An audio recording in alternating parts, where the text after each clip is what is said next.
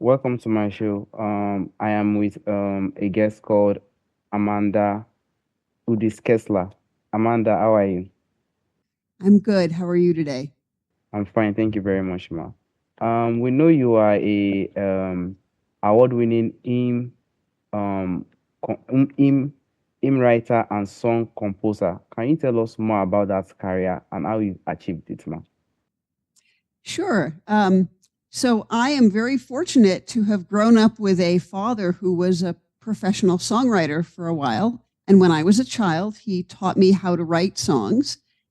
So I've written plenty of songs, but I was never very good at writing kind of popular songs or love songs or things like that. I just wasn't very original. And when I decided to start writing worship music and hymns and things like that, I just found that I had a good feel for it. So I wrote a few, 25 years ago for a little hymnal supplement, and they all got published. And I thought, okay, I should remember that that goes well for me. And then back in I think 2019 or so, there was an announcement of a hymnal that was going to come out, and a friend of mine wrote to me and said, "You should send them some hymns." So I wrote some more hymns, and two of those were accepted in that hymnal. And at that point, I just said, I think I have a good feel for this, so I think I should keep doing it. And now I have a website that has about 150 pieces of music on it, and it's freely available for people. So people can always contact me if they want information about that. All right. I want to ask, what was the thing that really inspired you to become that music composer? Well, so again, growing up with a father who wrote music when I was fairly little and I was over at his house sometimes, he would just sit at the piano and play, and I thought that was magical. And so that inspired me to want to learn how to improvise at the piano. And I thought his music writing was really amazing. But the other thing is, he taught me that writing songs is a matter of craft. So I think we think about creativity as being very much about inspiration, and that's part of it. But there's a lot of labor, there's a lot of perspiration as well as inspiration. And so um, I I learned to really love the craft work and the labor of writing songs, the making of decisions, the trying to figure out what the right word is in a particular place, or, is there anything new left to say about anything? Because there are millions of songs out in the world. So how can I put my own stamp on things? So yeah, I think those are some of the important things. And then, creative projects are difficult. They require a lot of effort, but there's nothing like finishing up a piece and listening to it and going, I created that. It's just magical. All right. I want to ask, when you were having this music career, do you have any issue when it comes to, relationship, and how did you try your best to, overcome this area? Or when you're having this career, you didn't just focus on anything like that? So I think for me the there is a challenge about creativity, and I bet other creative people have their own versions of this. Um, for me, what has always been hard has been knowing when the right time is to put in the effort, and when the right time is to wait for some inspiration. Because there's also a kind of patience and a kind of listening. And it isn't all labor, it's also being open to kind of receiving insights about what something should be like.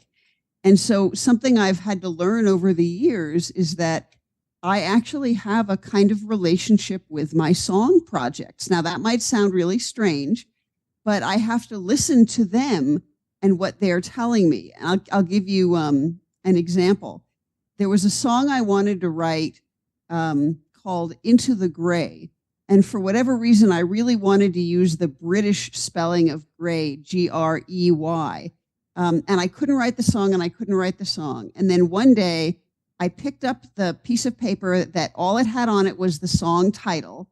And I crossed out Grey and I wrote down Gray. And I thought, okay, I think I need to change my use of that word. And I'm not making this up. An hour later, I had the complete lyric. So all I had to do was be open to literally changing the spelling of a word. And then everything unfolded and my mind became clear and I started writing, and now that song is on one of my albums, and it turned out to be a reasonably good song.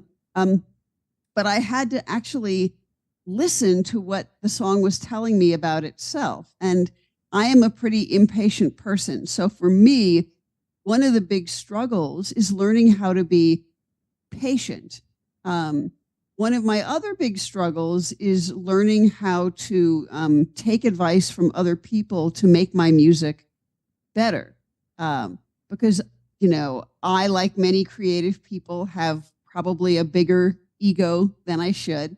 And so it can be a challenge to humbly go to someone else and say, how can I improve this lyric, or how can I improve this music? And I have an example of that as well. I wanted to write a song that involved some language about gardening, but I myself am not a gardener. I am from a very urban part of New York City. I've never grown anything in my life.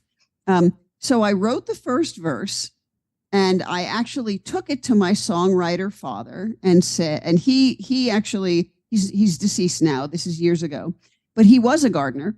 And so I took this lyric to him and said, what do you think? And he laughed at me and said, this is terrible. You clearly don't know anything about gardening. And I said, well, yes, that's true. But then instead of just going away and sulking, I asked him, what should I change? What could I make better? And I asked some friends of mine who were gardeners what they would make better. And eventually I rewrote the first verse to really take into account all the advice I'd been given. And now it's probably one of my best songs because it has an accurate understanding of gardening that I got from the people I talked to. So now you wouldn't listen to the first verse and then turn the song off because it was ridiculous. So creativity has this very strange mix of, you need to have confidence that you actually can create whatever you're doing, whether it's a song or a book or whatever it might be. So you need to feel pretty good about yourself as someone who has ideas and someone who has the competence to create whatever you're creating. But you also have to be humble, and you have to be open to the input of other people. And you have to be willing to, you know, labor and put in an effort, but you also have to be willing to be kind of patient and wait and see, how does it feel like it's going? And, you know, so there's this tension within creativity. And I have gotten better at living with that tension over the decades, but it took a long time. And I think what I've written in the past 10, 15 years is just much better than almost anything I wrote as a younger person, because I've grown up a little bit. All right. I want to ask, in your release, do you have more releases you are planning to release, or do you have any releases in the future? You are not just thinking about any release currently. So I put all of my music onto a website where it is freely available. And what I do, I did my third album in 2017, but I don't really do albums anymore because honestly, I don't think people listen to albums that much. So if people want to listen to sort of open-hearted, justice-focused worship music, what I do is I have professional musicians make recordings and videos of my things, and then those are all on my website. And so if someone wanted to find out about my music, what I would actually encourage them to do is email me. I will give you my email address and say it aloud, and then someone could contact me and I would give them the website and tell them a little bit about how to use it. So if someone did want to find out more about my music, they could contact me at amanda@udis-kessler.com. And that after the @ sign, it is spelled AMANDAUDISKESSLER.com. So again, if any of your listeners would like to encounter my music, I'm happy to interact with them and share things. Thank you, Ma. I want to, change the subject a little bit, Ma, if I can. I want to ask, how do racism, how are this manifest in our society today? Racism. So that is such a big topic. I think I'm going to try to answer that as a sociologist, which is what my academic training is in.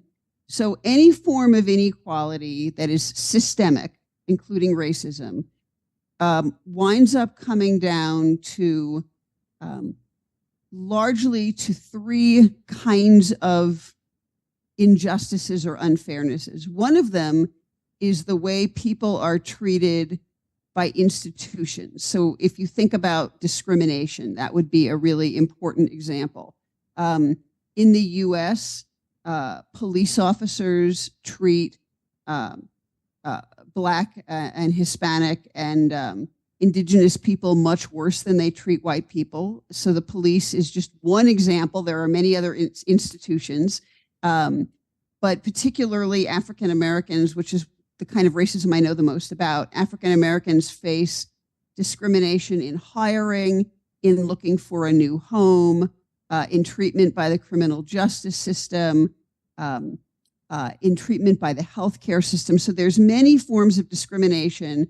And generally what discrimination comes down to is that someone who has some kind of position of authority or decision-making power can decide who they're going to treat well and who they're going to treat badly. Those are often white people, because in the US, white people are often in positions of power. And white people often, unfortunately, choose to treat Black and brown people worse than they treat other white people. So that's discrimination. Then there is the cultural part of racism, which is all of the messages we receive about what different people are like. And again, racism looks different in different countries, but in the US, there are kind of 3 or 4 assumptions that white people are taught to have about people of color. We are taught that people of color are less competent than us, less moral than us, more dangerous than us, and more criminal than us. And none of those assumptions are true, but it is what white people are taught. That is how racism works culturally. So that means that one reason why police officers treat, say, African Americans worse than white people is they assume that Black people are more likely to be criminals. So there's this sort of cultural assumption, and it goes along with the institutional behavior. Finally, one of the last kind of major ways that racism works, and these intersect, and they're very complicated because they play out across time and space. So all over the country, all the time, these things are happening. The third kind of inequality here, and I sometimes call this individual power. It comes down to credibility. So who does an average white person think is more credible? Who is a white person more likely to believe? A white person or a member of a BIPOC community? And that phrase BIPOC is Black, Indigenous, People of Color, in case your listeners haven't heard it. So for example, if I am in a racially mixed group of people and a white person makes a racist joke, and there's, let's say, an African American person in the group, and that person says, "That's not funny, that's racist," which they should totally say because, no one should make racist jokes. But if someone made a racist joke and then a person of color objected to it, the other white people in the group would be more likely to find the joke funny and to think that the person who was objecting just didn't have a sense of humor.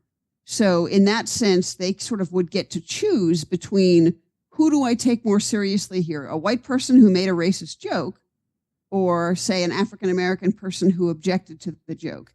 And one of the ways racism works is that the white person who made the joke is going to be given more respect by other white people in this situation. So all of this, of course, is a moral travesty. It's not a good thing. I'm not saying any of this happily, but it is my understanding of some of the main ways that racism works in the US. All right, thank you so much for that. I want to ask, is there any way, someone can combat it, as an African, like someone can combat it, maybe as a black or any area? Is there any way someone can combat such? Okay. Your voice faded out for a minute. Were you asking about combating racism? Was that the Yes, question? exactly, ma. Yes, ma. Okay. I'm sorry. So there are many things that white people can do to work against racism, and many of them are quite uncomfortable. So we might want to sort of come back and talk about what's hard about doing this. But the most important things that a white person can do to begin working against racism is to acknowledge that it is a real thing, that it is a real phenomenon, that it is very extensive across our society, and that it really deeply harms and sometimes kills members of BIPOC communities. So just acknowledging that racism exists and kind of understanding how extensive it is really where we start, because we can't do anything if we don't understand it. And so that means that we who are white have to educate ourselves a lot about the history of racism in the US, the way it works today. And again, it works in these different ways that I talked about. So it's really helpful to understand how discrimination works. It's really helpful to understand cultural messages that are racist, and then to sort of understand who gets the benefit of the doubt in a given situation.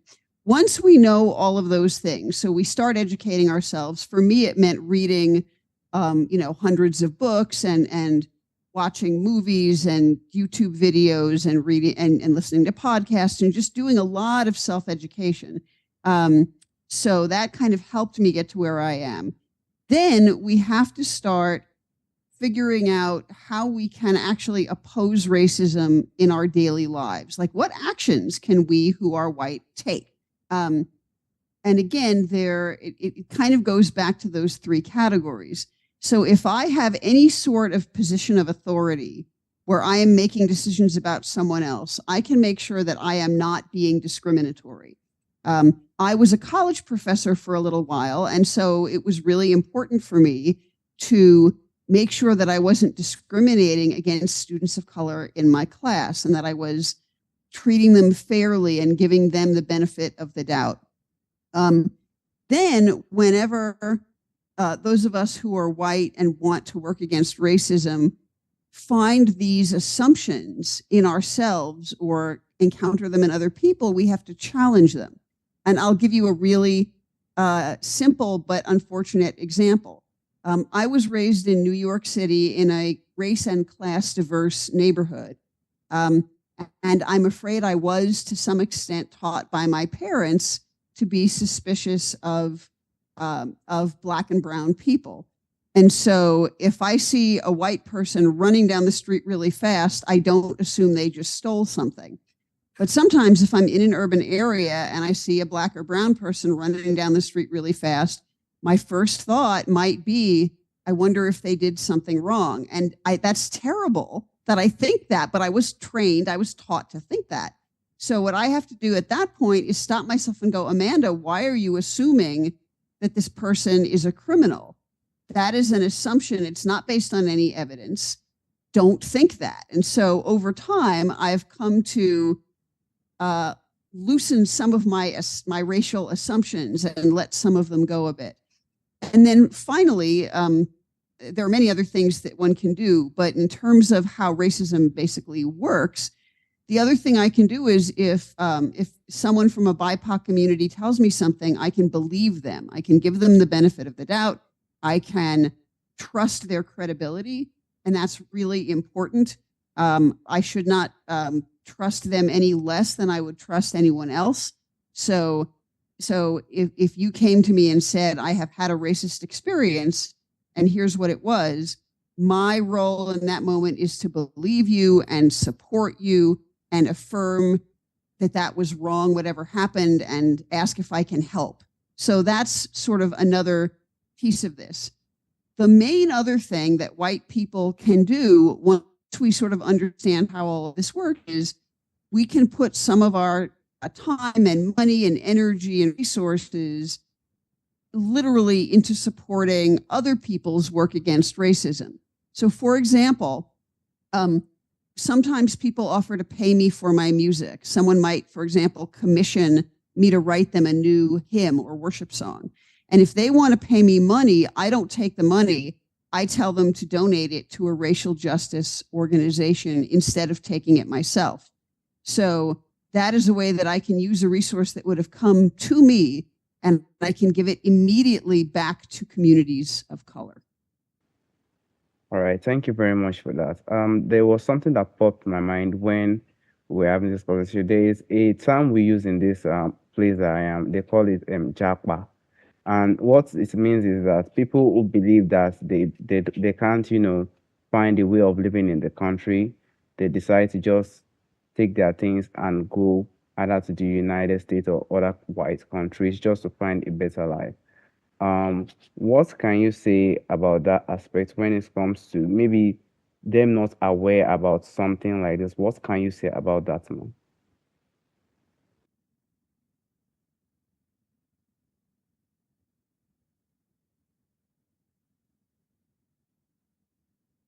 Aye, aye, ma. Um, Unfortunately, your voice cut out for most of Okay. that. I'm so sorry. So you might have to repeat the question, and then Okay. I'll try. Okay. I said there is a term we use here in our country. We call it Jakwa. What it means is that people who believe that they can't, stay in this country because of the situation, they decided, to leave the country. Mhm. It's happening very rapidly, most especially in my country, very rapidly. I want to ask, like, due to the maybe the less awareness of things like this, what, in your own opinion, can you say to, such people who are ready to say, okay, I just don't want to stay here anymore. I want to go abroad. What is the thing to you can just say?